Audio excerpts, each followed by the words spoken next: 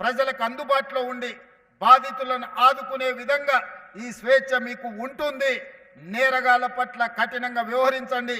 కొంతమంది డాపు దర్పం ప్రదర్శించడానికి పోలీస్ స్టేషన్లకు వచ్చి హడావిడి చేస్తే చక్కగా తీసి బొక్కలేయండి అని నేను చెప్పదలుచుకున్నా.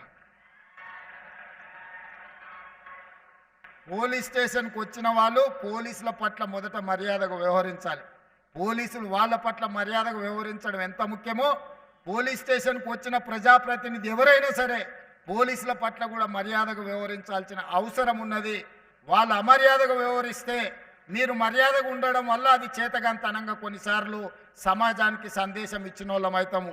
కాబట్టి ఈ విషయంలో మీకు స్పష్టత ఉండాలి. ఈ వేదిక మీద నుంచి పోలీస్ శాఖ సిబ్బందికి టాప్ టు బాటం నేను ఇచ్చే ఇన్స్ట్రక్షన్ ఒక్కటే. బీయింగ్ అనే chief minister as well home మినిస్టర్గా నేను మీకు ఇస్తున్న ఆదేశం ఒక్కటే. పేదల పట్ల, సామాన్యుల పట్ల, బాధితుల పట్ల మీరు సానుభూతితో ఉండండి. వాళ్ళ సమస్యల్ని పరిష్కరించండి.